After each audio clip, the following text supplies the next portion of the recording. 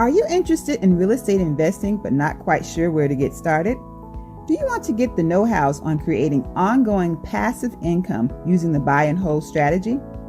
Hi, I'm Janice Bowles, licensed realtor and co-founder of B Premier Ventures, a real estate development and consulting firm where we buy and beautify distressed real estate, renovate it, and resell for profit.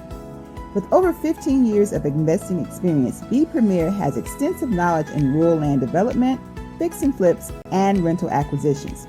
B Premier's current portfolio consists of properties within Florida and Virginia.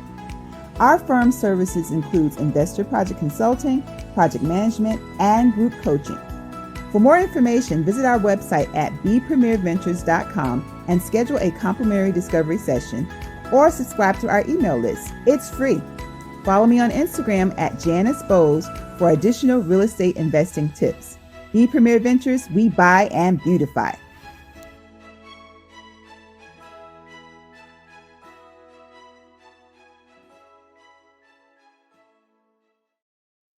Hey everybody, welcome to today's episode of Let's Do It Talk Show. It's your girl, Adrienne Howard Peterson, the CEO and founder of Do It, delivering on ideas and thoughts. And you know what I do in a nutshell, right?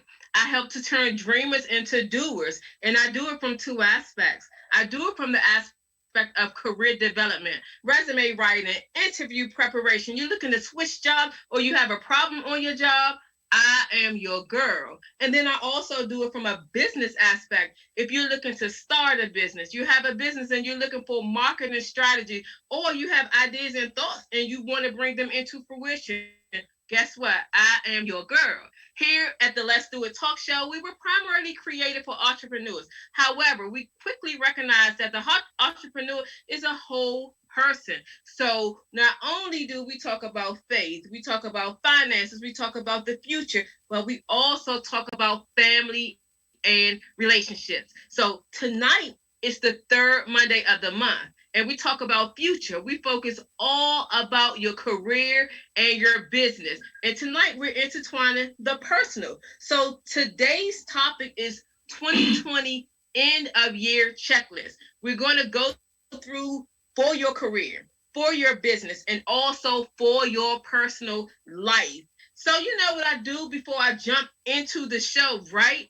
I go into details and I share with you a little bit about my weekend. So this weekend was great, busy, and all that good stuff. So one of the things, I did my signature thing. Haven't been in the kitchen for a while, but jumped back in the kitchen, and oh my goodness, I did it up. So I actually had a seafood feast, and it started from someone delivering me a packet of some crab legs. Never cooked them before, and then I was like, okay, let's do this. So I cooked I steamed the crab legs and steamed shrimp. That's one of my things that I had been doing, kind of like got good with that.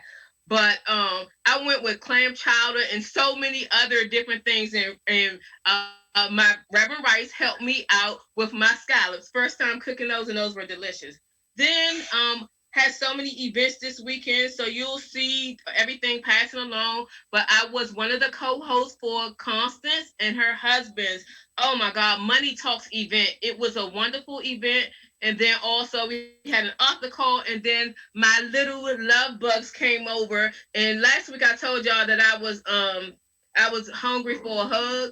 I got all the hugs. They got to do whatever they wanted to do, and in return, I got all of the hugs that I can even imagine that I even wanted. So that was my weekend. Had a great time. I'm going to talk about the author's call a little teeny bit later, but here with me, on every third Monday, who's my partner? Who's my partner in time? Not in crime, but in time. None other than Dr. Karen Hills Pewter. How are you tonight? I am wonderful, Adrienne.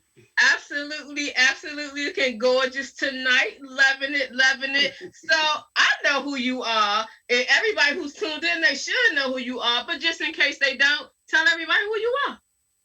Sure, I am Dr. Karen Hills Prude, and I am known as the career elevation expert for female middle managers seeking senior leadership positions.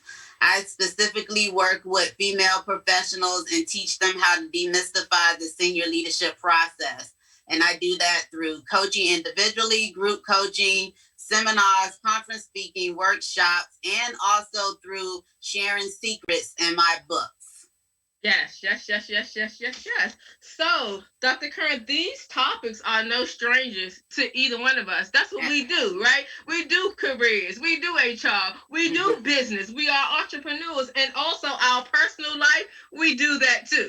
So, what we want to do is we're going to talk about some end of the year strategies and go over some checklists. I have some sources, but we also will give input from our actual lives and some of the things that we do. So let's kick it off with our sandbox. So we are both HR. So when we play together, we play in the HR sandbox. So for first up tonight, let's talk about career, end of year strategies for your career.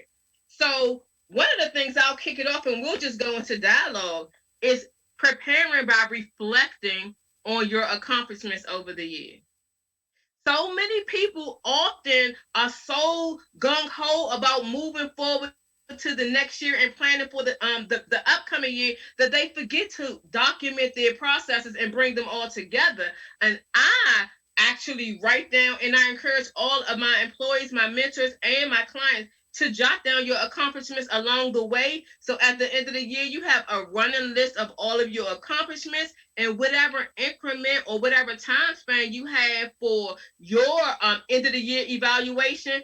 It's not a headache and all craziness in which a lot of people go through because you have been doing it all year long. So what are your thoughts in terms of reflecting over the previous year or the current year, I should say? Absolutely.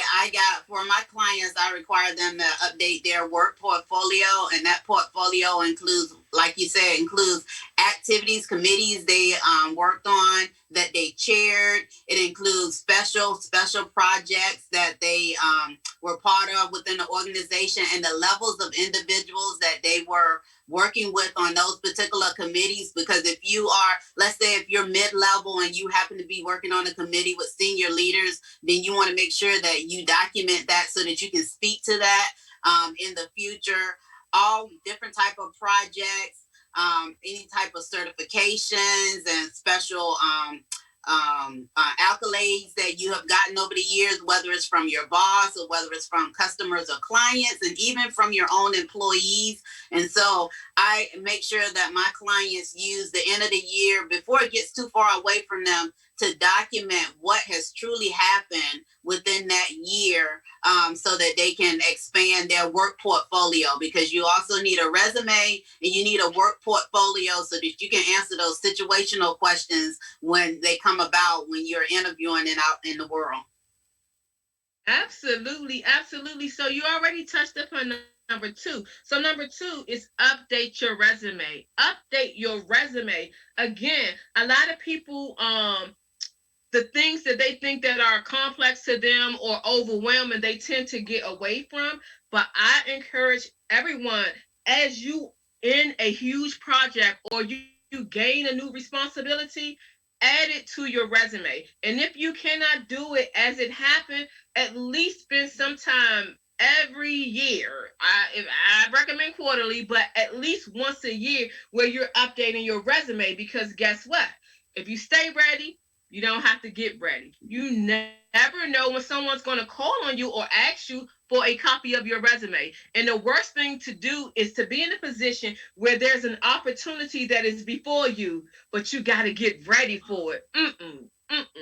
Always pay attention to focus on your resume. Resumes are huge for me, not only because I provide that as a service, but it's because it is like a piece of paper that speaks for you when you're not in a room. When someone asks you for information, it validates and it confirms your experiences written in a way that it makes it easier when you are walking through the door, or you may come about someone you don't even know, but because they come across your resume, they're impressed by you, and you gain so many different opportunities just from that. And what say you? You definitely alluded to when you were talking about the previous one. Anything else to add about the resumes?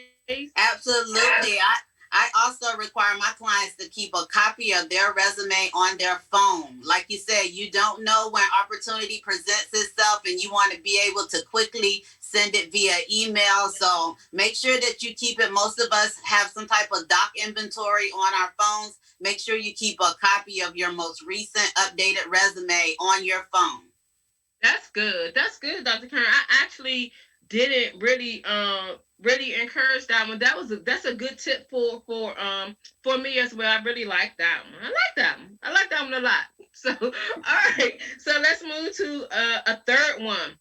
So now once you have like documented and written out, looked over your accomplishments that you had for the previous year, you have updated them and added them to your resume, then you can begin to look ahead. So looking ahead and planning for the upcoming year. So I am a planner and I've done this my entire career. For my life, for everything I do, I am a planner. But specifically for careers, individual development plans, IDP, I have lived by those for years. Even now, even being when I was a director, when I every type of position, it didn't matter. I still always ensure that I had an individual development plan. It was like my roadmap, and it will give me ideas and a time dedicated time to think about what I want to do, what goals I want to accomplish, and then that made it all link up because I would know with the strategies of my organization, their strategic plan, and I would line myself perfectly along with those, and I would be able to jump on the projects that were of interest to me, because I knew what they were doing and I knew what I wanted to do. And people always wonder how I always land in or create jobs that I love. And it's because my individual development plan and I express and show what I like to do in those areas. And it just so happened that those are the projects that I get called upon or that I seek interest in. So, what are your thoughts in terms of and your advice in terms of planning for the upcoming year? I use the word exposure, exposure, exposure. Determine who you're going to network with, particularly within your organization, so that they will know that you are interested in moving up or moving along in other particular areas. A lot of time we keep that information a secret. We don't talk, particularly women, we don't say enough about what our goals are. So to create exposure, you want to talk and communicate with individuals throughout your organization. There is a phrase called corporate grandparenting. And that corporate grandparenting is about where you create exposure, not at the next level up from your job, but the level above that. And so you want to create a relationship where you maybe meet with that person once a month for a tea or coffee or lunch or something, and allow yourself to get exposure at that next level and not that immediate level, so that you can share your professional goals for the within the organization. Yeah, and that's very good. And also, like federal government has some restrictions, but it's not really the federal government; it's the culture. And so one of the things that you can go away and you can go around and kind of like work through that is mentoring programs, and it doesn't have to be official. An official program, you can reach out to someone and just say, "Hey, I have an interest," and then that way it will be a relationship that doesn't like impact your supervisor or your supervisor. But I love that. Love those tips. But yeah, so just be smart about what you're doing. Absolutely. So the next one, and this is really towards private sector. So take stock in your worth. Take stock in your worth. So for me, one of the things that I do is in terms of documenting what I do, that adds value to my positioning. You know what I mean? And while a lot of people look at it from a monetary standpoint, and that is so true for like private sector and also for like commission core officers that are in the federal government. For those who are looking for their promotions, that's definitely a way. But like just say for example, for people who are in the C-suite, people who are senior level executives, like me, I have been at my grade level and I'm at the top of the chart. So it's not much that I can do with that. However, There's so many different ways that you can supplement your salary. And I spoke to people before about how I didn't pay a dime for either one of my master's degrees. So rather you do tuition reimbursement, tuition payment, or student loan payment. That when I was coming up, that was a huge thing for me. And the way that I would go about it was each one of my classes that were coming up, I would align it to a project that was going on. So instead of going to like Blacks in Government, federally employed women, and nothing against those, I was going to the University of Maryland. But that's where I was going. I was going to the University of Maryland for my training money and my training funds. But this gives you the confidence when you are investing and taking stock in your worth, you are able to come forward and your negotiating isn't as scary, I sort of say, as it would be because you have done your work and your document and your packet speaks for itself. So what say you, can? I agree. When you have had an awesome year, that is the time for you to ask for whatever your ask is. It could be the equivalent of money, like if it's the attend a certification or attend a class, as you said, but it can also be money in itself. And also know about the budgetary year of your organization. Some organizations are January to December, so you don't really want to ask for a raise in December because all of the budgetary funds are depleted. But if your budgetary year, let's say, starts in January, then you want to start cultivating the idea with your higher ups that you want to approach them about how an awesome year you have had and that you think it's time to be reevaluated in terms of money. And so be knowledgeable what your budget year is and, capitalize on that awesome year that you have. Yeah. And that's great because timing is everything. You Absolutely. can be the greatest employee and have done a lot, but if you go in and ask for it at the wrong time, it's Yeah. it's almost like an automatic denial because of the system, and then asking for it again it's a whole different ball game. It's not the same playing field. So that's very, very good. Very good. You waste your ask. If you ask at the wrong time, you wasted it. I love Dr. Karen, you are on it. You are on it tonight. I love that. You waste your ask. You certainly do. You waste your ask. And then the last one from the career category is at the end of the year, it's normally a slow time, right? For the federal government, the last 3 weeks, people who have seniority, meaning that only because they're in the 8-hour leave category, they're normally not around. They're normally not around for like the last 3 weeks. Like we said deuces some time ago, and we won't be back till the beginning of the year. And some people even 1 week like after that. So at the end of the year, a lot of people underestimate the time as being slow. It's slow in terms of the workflow because it's not that many people there. But this time for me, just before I go out, and I always like put in 1 or 2 days, like I'm going in the 23rd.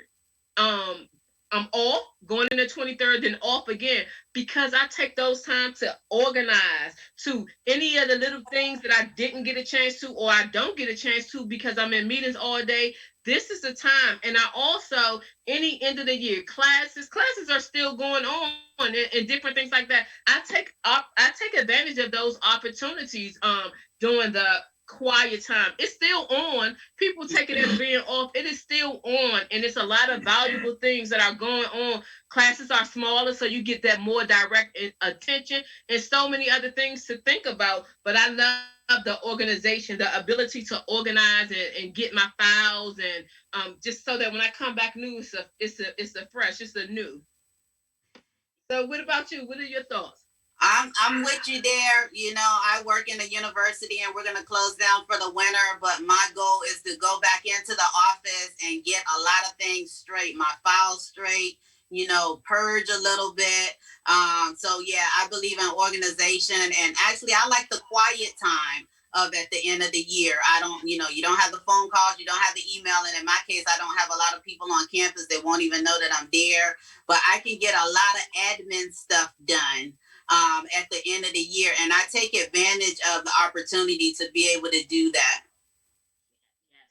That's definitely admin time. That's definitely a wonderful period of time where you can take care of all of those different things. So great, great, great. Any closing remarks before we switch over to business?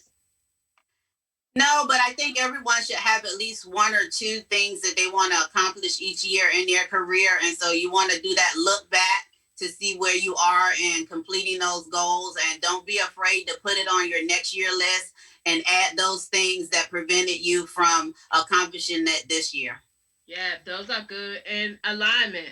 I'm an alignment queen.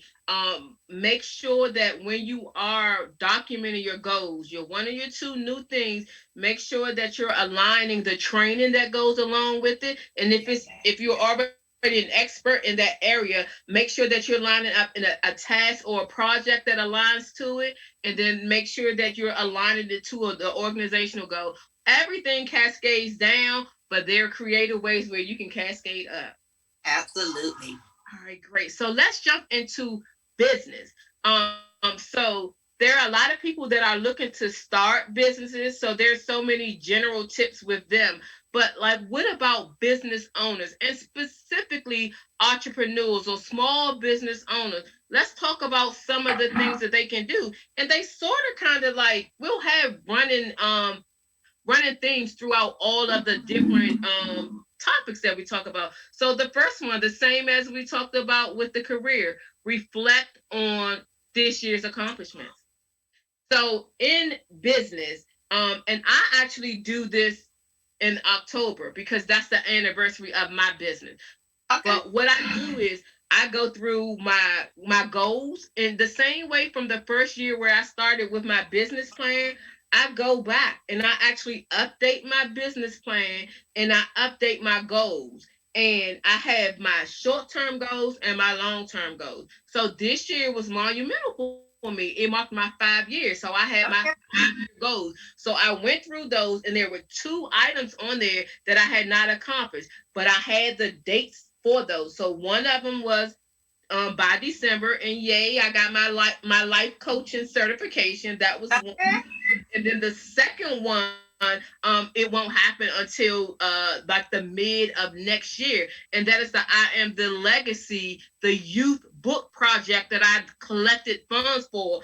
So I have to shift project managers a little bit, but that's going to be done. So then I started out my new ones, but it was my accomplishments. And when I tell you, Dr. Kern, it made me feel so good because as you're writing them down, it seems so cumbersome, so long. And 5 years is really not that long for a business. But when I went back to my Excel spreadsheet because I had them as I completed and I opened up everything, I was like, wow. And it made me so proud. And it also it gave me that whole ability to make my next 5 years the goals even scarier, like even like scarier. So I really recommend that everyone does that. Like always celebrate yourself, and the way to do it is look back on your accomplishments and document it and look at it from an eval, not just from a celebratory type of thing, but also to help you reflect and evaluate.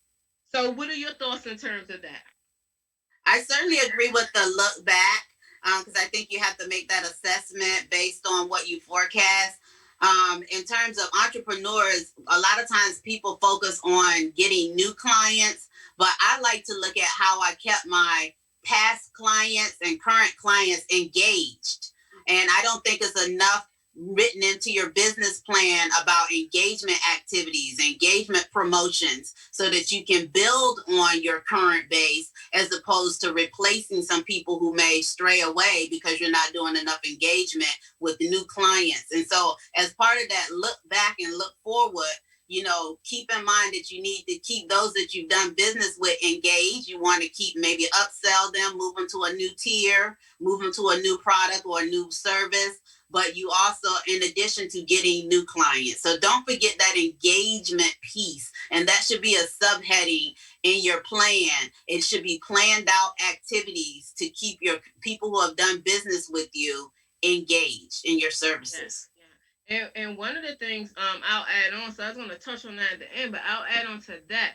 One of the things that I teach all of my business clients, because I live by it, is the whole next level.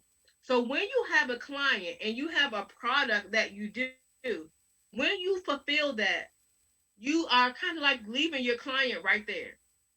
So especially with services, right? So my thing is services. So once somebody has a resume completed, it's good. You have a bomb resume, but then what are you going to do with it? The next thing is applying for a job, right? Mm-hmm. So I help to customize your resume for a job that you're interested in. And then what happens then because if you come to me and you get a bomb resume and you apply, you're going to get, called for the interview. Then what happens next? The interview, correct. I coach and I do mock interviewing. And then I do 30 days on the job. I do new supervisor. I build on to the next step. That's where a lot of people fail. Because once you have a client and you have served them very well, they are going to want more from you, right? And then you have the answer to their next step. So as they're building and going up the ladder, you can partner, not just a one-time service and thing, but partnering with them. So looking back at the services that you provided and each individual client of what they got and where they left off, that is a good point for you to reach back and say, hey, this is what we did, and have that discussion to go to the next level. So I call that in mind level up, and it's a part of a module that I teach to all my business clients. First, of course, for you fasties, you have to make sure that you hone in on your major product or your major service. Because you can't be skipping grades if you can't get that right. But once you do, I'm telling you, you can have one client that's a forever client. So I do this thing where I build in the model a forever client. So I love that in terms of the looking back. So number 2, from a business standpoint, organize your receipts and your finances. Organizing your receipts and your finances. So a lot of people are good at what they do, right? And that's what you should do. The things that you're not good at, you should hire someone to do it. But a lot of times people don't hire accountants or you don't have to hire a full year-round accountant. Even if you hire or utilize the services of someone on a quarterly basis, a biannual or even an annual basis, it'll help you to stay in track. But no matter what, whether you hire somebody or not, you have to keep up with your receipts and all of your information. So hopefully, if you are truly in business, you have some type of accounting system where even if you have Square or some other financial where you get your transactions, they have tools where you can actually track that. And a lot of people use QuickBooks and other things, but those are very important. Those can really cause harm to your business if you're not paying attention to it. You think that you're making profit, but you may not be. You may be wasting money in some areas, but if you are not watching your finances or having someone to do that for you, then you are really, really, really missing a mark in that area. And it's okay when people have challenges with it. It's worth it to pay somebody to help you with the finances for your business. Dr. Kern? I totally agree. I'll say more in love with my CRM. My CRM, I am high on engagement. And so I stay engaged with people that I have not done business with, but have given me their information, with past clients of products and services. My current clients, I touch base with them through my customer relationship management system. And so in addition to having accounting on point with whatever accounting software, I recommend that people have some type of engagement software. And there are many types out here. Some of them are no cost and low cost up to a certain number of email addresses. But if you have not invested in a CRM, then that will help you stay engaged in an automated way, so you don't have to spend so many manpower hours by actually hitting the button yourself. So I recommend that people do some type of CRM in addition to an accounting software. That's good. That's good. And that goes with the engagement that you talked about. Definitely, if you send out something, someone may not have been following or been out the loop for a minute. You send something, they'll be like, oh, Dr. Kern said something, and then that will pull them back in. So that's great. So number 3, determine your goals for the upcoming year. Same thing as I do with the career. Same way that I go about it with the career. I reflect back on the things that I have done before, but I also plan my goals for the upcoming year. Like for this year, I've already started to I updated my website in October, but there's some other pages along with that. I updated the prices, let me say. That's what led just being transparent. But there's some other pages that I want to update, and some other activities all across, from the talk show, my nonprofit organization, and then for my business. So next week, that's what I'm focusing on for that part. But what I'm doing next week is actually tied into some of the things that I'm looking to do and that I had planned for the upcoming year. So I've always been a planner, always goal setter. So pretty much the same thing that I said with career is going to be the same thing that I said for business, and it's going to be the same thing that I say for personal. So that's my system, and that's what I use. How about you? Absolutely. I totally agree. And Chandra Deneen has this phrase that if your goals aren't scary, they aren't big enough. And Dr. Sherwood also has a version of that. And I think that's really true in terms of planning. You need to really kind of up, set your goals, set your sight on something that's a little scary, that you got to reach for, that's not within your reach. And so I just did my goals for 2021, and it is truly, truly scary. Required me to sign on the dotted line type scary type thing. But you know what? Because of that big goal, I know I'm going to put 200% in it. One, because it's an investment in my business and myself, and I like to succeed. And 2, it's something that I can move from the forecast to the done situation. And then I will probably reach for something that's bigger, because at this point, this seems huge. But once I accomplish it, it won't seem that huge. And then I'll probably reach for something bigger. It lets you know that you can obtain whatever it is that you plan accordingly for, as long as you do the right planning for it. Yes. And I'll try to say this comment without getting overly emotional. But I planned and did goals as a young girl. And my mom would come to my vision board parties, and every time I get up there and give an overview, and I would be like, I started goals as a young girl. My mom was like, yes, she sure did. But it was the thing that my mother and my teachers always were like, you're so great. You're great. And I was like, I am. They was like, oh my God, you're this and that. And I was like, well, me? And so that really encouraged me to be like, I can do anything. So you know how they'll tell kids in the community, or you'll hear things about you can do anything.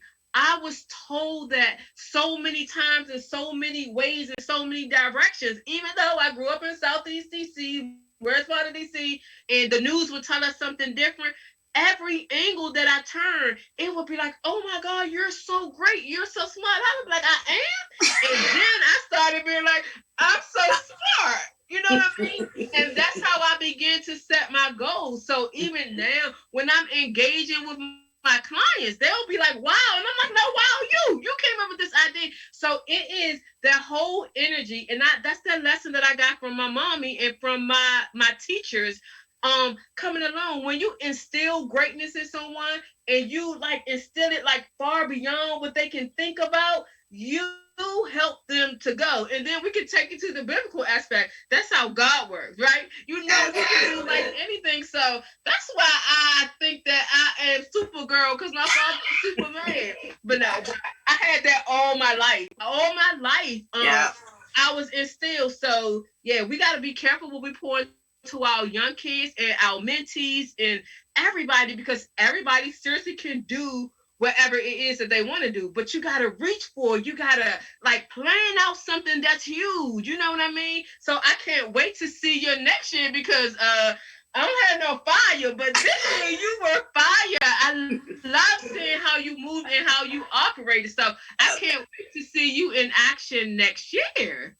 I'm excited, and something you said is important. Support is truly important. Support in the word, support in just being there. And sometimes support can just be silence. Because I truly believe a lot of times our loved ones say things that could be viewed as negative because they are fearful of us taking on too much and not being successful. And so they say something that comes across as that they're not supportive, when really it's just they're fearful for you. And so that's why I say support can also be silence.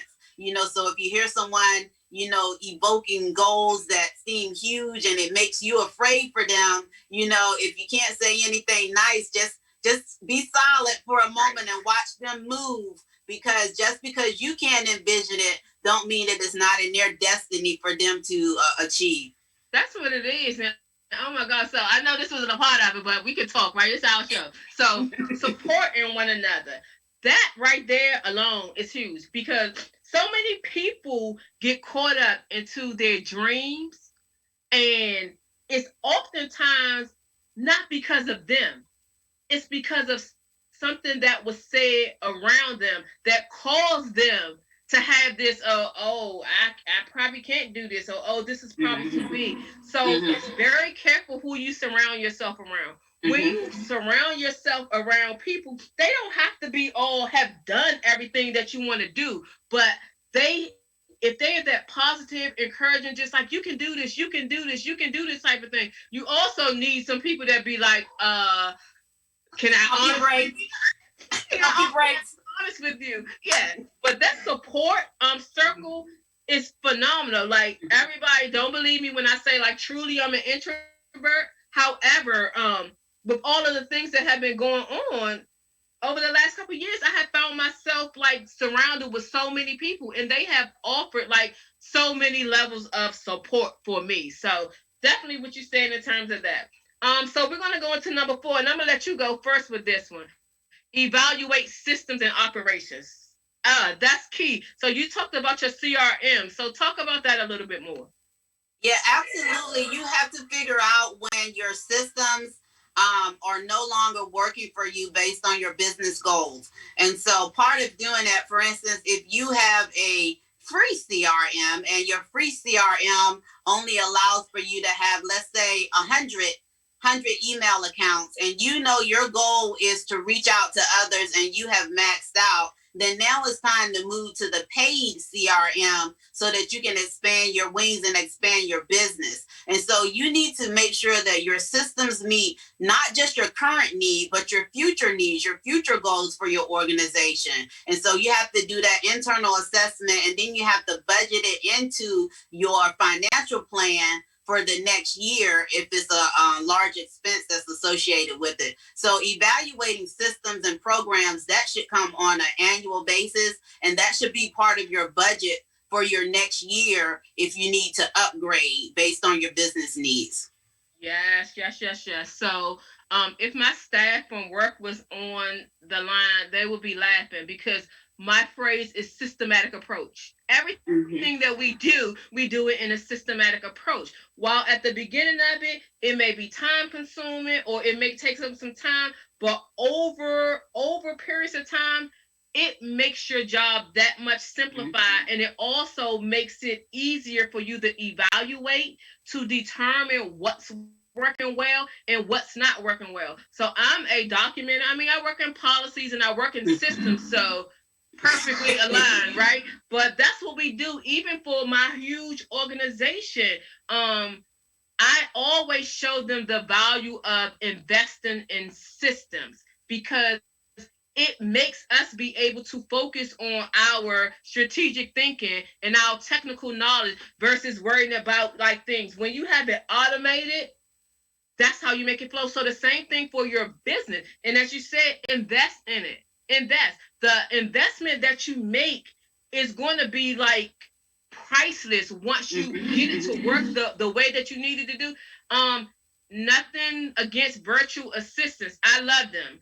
But so many of the systems help replace the items that virtual assistants do. So a lot of entrepreneurs don't have full-time virtual assistants. They have them on a retainer or for different services because guess what? They have invested in their system and they let their system operate for them. And then the other thing for your clients, whether it's a new client, existing clients, it automatically let them know the flow and they're not waiting for you to respond. Rather, it's a calendar appointment, a payment, an invoice, or scheduling the next meeting.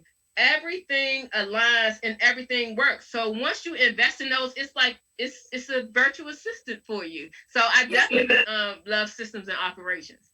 I wanted to share one other thing. If I am a recovering do-it-yourself queen, so if you are a woman out there who was like me, who feel, oh, I can just read it and do it myself. And so what helped me, what delivered me from being a do-it-yourself queen was one of my coaches said, should you be doing it? You know, we always measure stuff by how much money, but what about our time? Our time is extremely valuable. And if you are doing something that's not in your area of expertise, it may take someone who's an expert 20 minutes to do. It may take you 4 hours to do. How much is your time worth? And so I just say that for somebody who is a do-it-yourself queen who needs to be delivered. I've been delivered from it, but it was a hard thing to be delivered from because I hated to pay for something that I could do myself. But I never thought about the time. My time as being valuable. As I always looked at it as saving money, but really I was burning up the money I was saving by the hours that I was sitting in front of the computer. So just want to put that out there. A lot of people overlook time because you cannot equate it to a dollar amount. It's priceless. It's the one thing that you cannot get back. So one of the things that I always have found, and it's still a struggle for people, and I don't know why, but when people are starting businesses or in the midst of their businesses, there are normally some things that you don't like to do. You do yourself a disservice when you don't focus on the things that you have skill in and the things that you don't like that you like to do. Because those things that you don't like to do, they're normally going to cause you to procrastinate. They're normally going to deflate your energy. And they're normally going to take away from your creativity. Stay in your lane. Stay in your lane. And Dr. Gerald will always say your lane of brilliance. So stay in your lane of brilliance. Focus on what you do. Be the best at what you do. But source out for those other things and watch. Like, you can't get your time back. So all of that frustration and all them hours that you're up, and then at the end of it, you look like you haven't gotten very far. Yeah, that's when it's very, very, very, very costly. Very costly. And then the last one for business is determine what to start, stop, and continue. Start, stop, and continue. You start doing those things that you know that are the missing pieces. Rather you have you need assistance with a coach, or rather there's just some processes that you just know that you need to do that is missing. Start doing those. Start doing that. Stop wasting your time. Stop wasting time on things that do not contribute to the success of your business. One of the things that drives me crazy in terms of entrepreneurs, especially those are starting off, I like pretty stuff, right? I like pretty stuff, but they focus too much on pretty, right? And they're not looking at their bottom line, and half of them are broke. And that will cause you to go out of business. So paying attention to all of the various things that you need to do so that you can make sure that you're getting a profit. That's the very, very, very key. So pretty can come along. I like pretty too. Don't get me wrong. I like pretty, but I don't like pretty broke. I like pretty No, pretty. that's right. So yeah. So and then there's the continue. Um, what's working right for you, you continue. I'm a process improvement person. So you work on improving them and you do what you need to do. But if it's working for you and your clients are satisfied, then those are the things that you continue to do. Dr. Karen. I agree. I just want to add one thing to what you said, and it's a quote from my coach, Cheryl Wood. She said, "Don't be afraid to divorce those things that no longer serve you." And a lot of times that's some of the hardest decisions for an entrepreneur to make, particularly if you were involved in creating that product or service, or if it was one of your initial product or services when you first started your business. But if it's no longer serving you, don't be afraid to switch it up. Don't be afraid to switch it up. Yeah, that's like my baby, your baby grown, your baby graduated. So Yeah. you graduate and you move on to the next thing. Don't get stuck in your business the same way like you shouldn't get stuck in life. So we're gonna skip the commercial and we're gonna go on and go ahead to personal, right? So from a personal aspect, my first one is the exact same one as it has been for career and business. Reflect on this year's accomplishments. Too many people don't give themselves credit for the things that they have accomplished. And woo, 2020 has been something else. So I know that a lot of people can easily look towards all of the craziness that has happened and reflect on the negativity. But there's some good that has come through this. For me, y'all know my cooking chronicles. I become like that little queen cooker, that beast in the kitchen. So for me, that's a huge accomplishment. Like y'all, I didn't know how to cook for real. Like I mean, for real. So my grandkids were over this weekend, and I haven't beat them yet in their lives. They're 7 and 11, but they almost got a beating this weekend. The little one was like, "Wow, Grandma, I remember you couldn't boil a hot dog right." I was like, okay, but it's just small things like that. Taking opportunity of the quietness and the silence in terms of meditation. My spiritual life has definitely grown.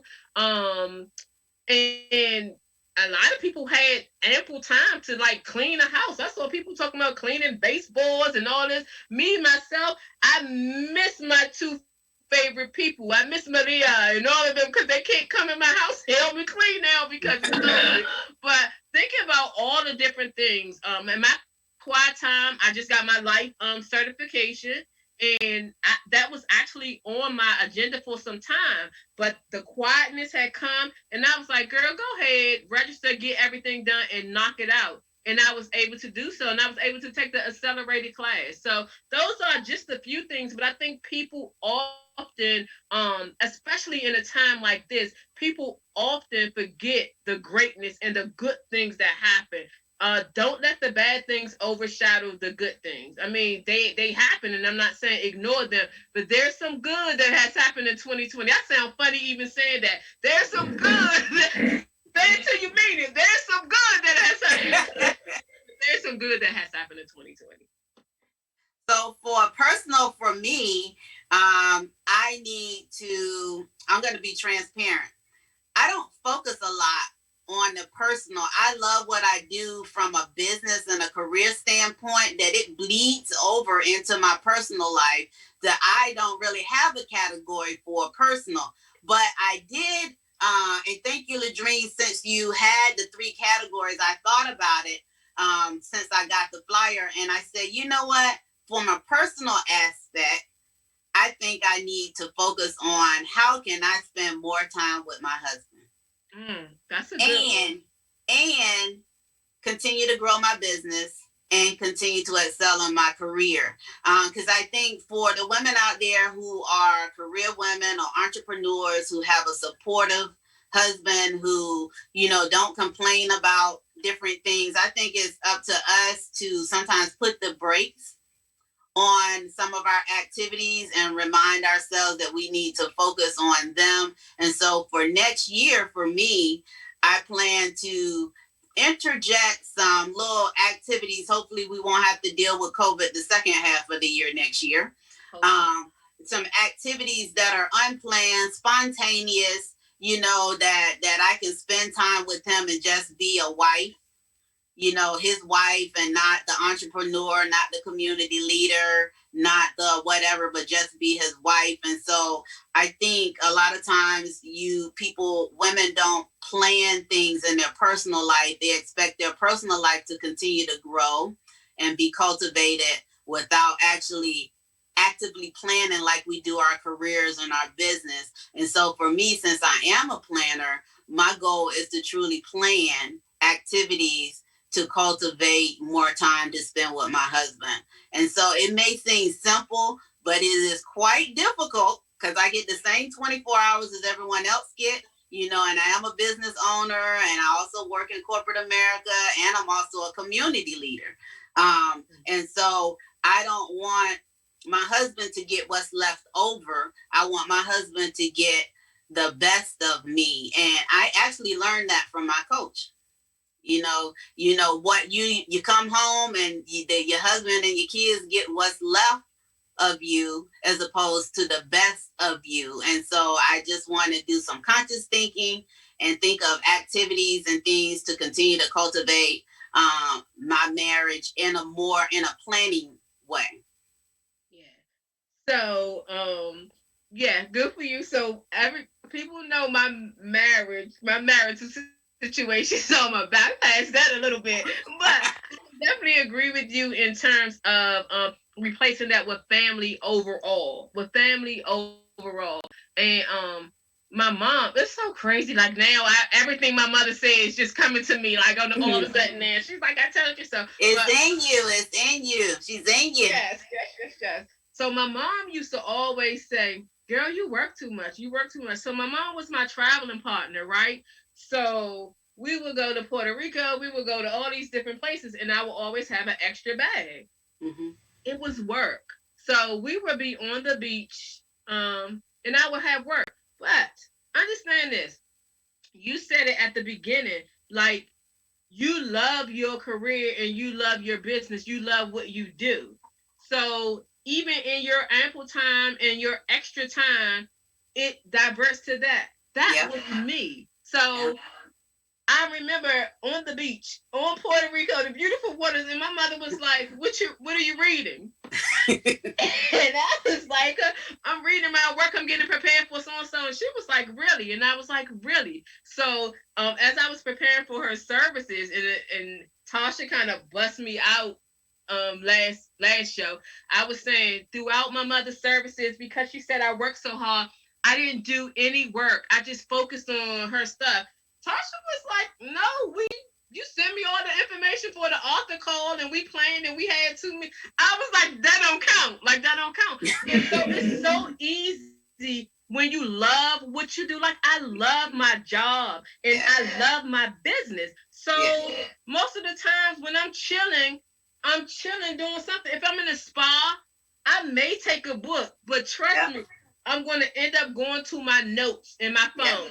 I don't need a whole laptop and all that, but I'm normally working because that's my passion, that's my purpose, and that's what I do. So I can relate to you in terms of family. So that's one of the things always with my girls. Me and my girls have always been super, super duper tight. And my little apples, my brand is super, super tight. But like the extended family and all of those, we haven't had a family reunion in a long time, but we have been trying to make it a point to stay connected. COVID has sort of kind of like helped because it slowed down things, and so you're more in tune to call and check up on someone to do something. So, but yes, honey, take care of your husband and make sure that you make time for him and you pencil him and you pin him in those times.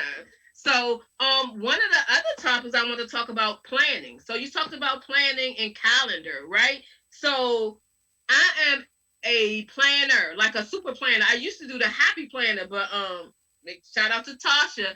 Tasha at Sweatpants and Chill, we got these orange binders that combines business. Dr. Kern, you probably interested in getting this planner.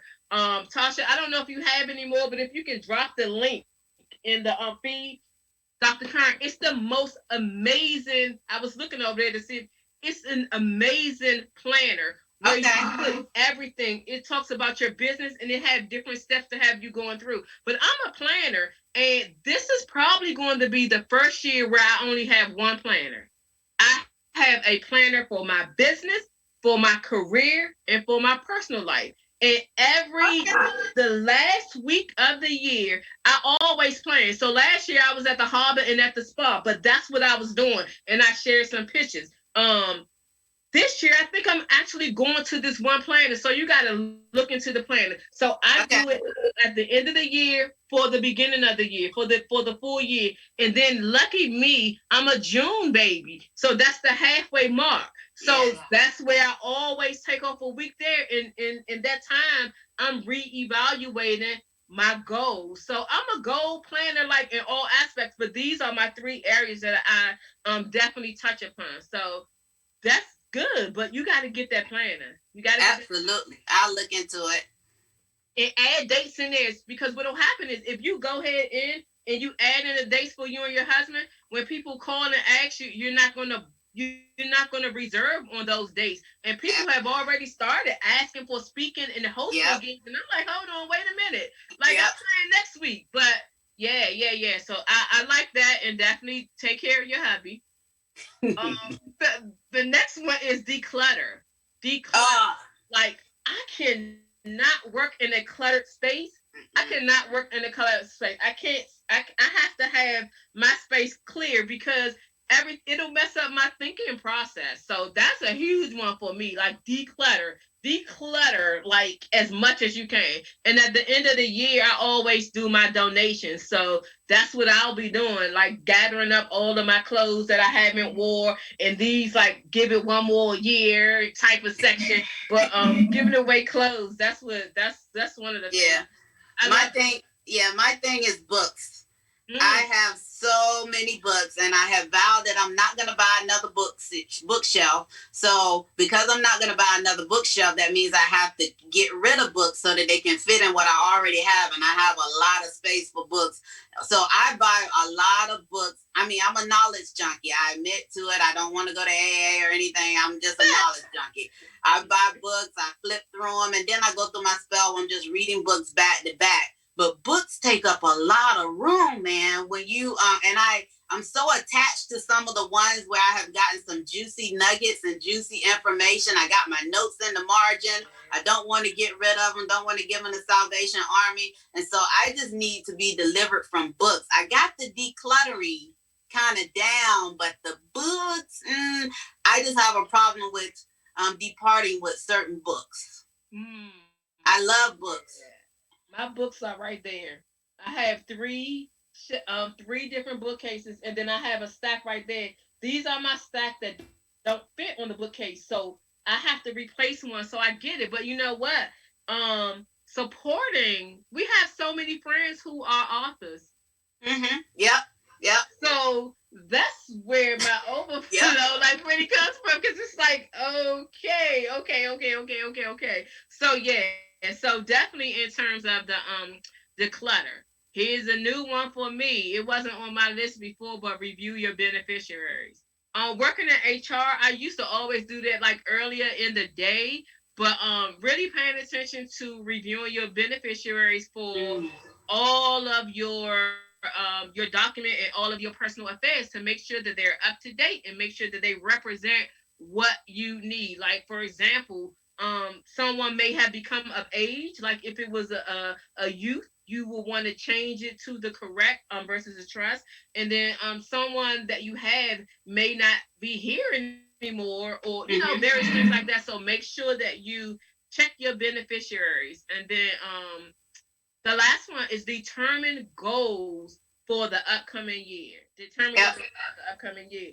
So we talked about that as a part of planning, Yeah. Next year is going to be bananas for me, and I'm so like excited, and I'm so like ready for it. There are a certain number of projects that I have already have joined, and the great thing about them is a lot of them are not one-time projects. They're carrying it through the year. Um, Mm-hmm. One in particular I'll talk about now is the so my mom is just gonna be a part of our conversation. All right, so just And that's fine. like I've never talked about her so much, but now it's like everything that's said. Mm-hmm. But one of the things that we're doing is we're doing an anthology for people who have lost their mom to pay tribute to them. So the book is actually a healing process book. Everybody Mm-hmm. heals differently, everybody's in different stages, but that's a big part of my next year, because not only are we doing the anthology, but we're creating a year-long program to help people to go through their healing process. And for me, it may be a little bit selfish. I'm playing, but I'm at the very beginning stage, and my grieving has been um different from a lot of people that I've known. So I know that, everybody grieves differently. There's no timetable on it, and there's no way. You may feel one way today, you may feel another way the next day. But it is for people to have a platform to share their stories. To help them. So it's threefolded: to help them through their healing process, to create a network where you can go and you can express yourself, and also to help other people. Some people who have signed up have been grieving for years. Others, it's just a short time. And especially with 2020 and the things that's going on, it's really, really, really, really very special to me. And I'm looking forward to that. So that's one of the things that we have. And we have some information and some flyers that, if you're interested in it, and Tasha is on the Tasha, you just like co-hosting from afar tonight. But Tasha is on the line.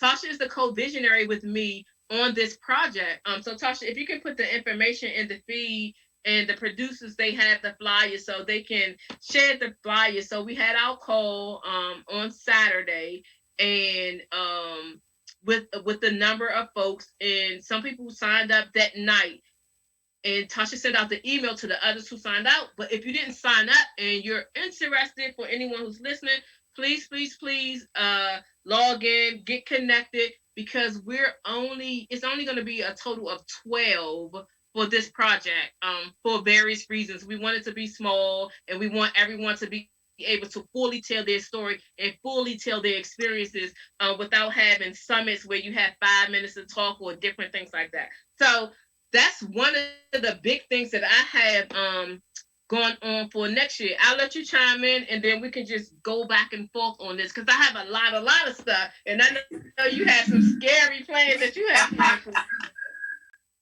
Yeah, for my next year, I'm going to be introducing a new community of female leaders called Sister Leaders. I'm actually trademarking that term. Sister Leaders is going to be a kinship community of leaders, of women from entry level position to retirement, where we share information, share resources, and share experiences in order to create a pipeline of female leaders for corporate America. It's like grow your own community of female leaders. And so I'm going to be having a conference in October. And then everything that I'm doing for 2021 is going to be tied into Sister Leaders. We have an anthology. We have a TV show, some other things, some other products and resources. It's going to be all tied into the sister leadership community. But really, I just want a multi-generational kinship community of sisterhood, of sharing information. I am so sick of looking around the C-suite and not seeing a lot of us. And I do believe it's like your own, not an internship. It's like your own, what word am I looking for? The word escapes me for a minute because I get so emotional just thinking about it, because I've been thinking about it for 2 years, and now it's coming up in 2021. But being able to just pour into young female professionals of all generations, of all industries, and giving them the do's and don'ts and creating a roadmap for them to help navigate their careers. So yeah, next year I am truly excited to be rolling out the Facebook group, the anthology, talk about the conference, the speakers, and all the activities throughout the year. Awesome, awesome, awesome, awesome. So as we're closing out, the last thing that I'll say is so in addition to the anthology in terms of grieving and paying tribute to our mom, so that's my touchy feely type thing. The other thing that I'm doing is I'm intertwining all the topics that we talked about tonight. So we talked about career, we talked about business, and we talked about personal. So I just so happened that I'm certified in all of those areas. So I'm bringing it together to offer a program that is includes all of those, because a lot of times when I'm talking to my career clients, they'll end up coming up with a business idea, or they'll end up like expressing their personal problem to me. So I was like, okay, we're going to trifold this. So I'm really looking forward to it. I have a unique branding that's capitalizing off of my name for this. So I've been do it. So now I'm about to bring my name to the forefront, and excited about the logo, and excited about the programs and how everything just came together for me in terms of alignment. So I love it, Dr. Karen, that you talked about everything having that same thing. Same look. So me, I'm Do It. So the radio show has Do It in it. My program has Do everything that I'm doing is Do It, right? Right there. Right there. Yep. Do it. Because people will recognize your brand, and people will engage into you with your brand. But as you prepare to give your close out, before I do that, let me give a shout out to some of the people that are on the line. So of course, Latasha, I said her name like 50,000 times. My brother Andre Watts, who's in there chiming and always on. Veronica Holland, hey, Marcella Stretch, Reverend Irene Smith, and Reverend Irene Smith. That is the grief counselor at Mount Enon Baptist Church. So big shout out to her. Even before my mom passed, all of the other relatives that's passed, been in training, been in class. So I think like I was pretty much prepared for this one. Nothing can prepare you, but thank you. Shout out to you, Reverend Smith. And then we have I was about to call you Serena, right? So that's my girl on the line as well. So thank you all so much. I can't see the other people, but thank you all so much for tuning in. Dr. Kern, how can they reach you and all the juiciness that you have coming up for 2021? Well, you can find me on all social media, Facebook, Twitter, Clubhouse, actually. So Dr. Karen Hills Pruden, just Google me. You should be able to find me everywhere. I am excited to work with any female professional. It doesn't matter what stage you are in your career. I'm the career elevation coach for you. Thank you. As always, can you send me an invite on Clubhouse? Believe it or not, I'm not on Clubhouse. I just found out about it. So we got to connect, because I think you got to get invited to it, right? Yep. And each person gets one invite. So if I send you my one invite, you better use it. I'm gonna send you an invite. I am. I promise. Okay. I promise. All right. And me, you can catch me on Facebook, Ladrine Howard Peterson, on Instagram as Do It Delivers, and for the show, Let's Do It Talk Show on all different platforms. Next week coming up, we have a very special guest. She's actually one of my childhood friends, but she is First Lady Aisha Staples from the Temple of Praise. She and I are going to connect. We're just going to talk, and we're going to talk about a couple of various topics. So excited to have her on next week. So make sure you all subscribe to our YouTube channel and stay connected. And Christmas is coming up. So make sure you all have a very, very, very Merry Christmas. And we'll see you all next week. Bye.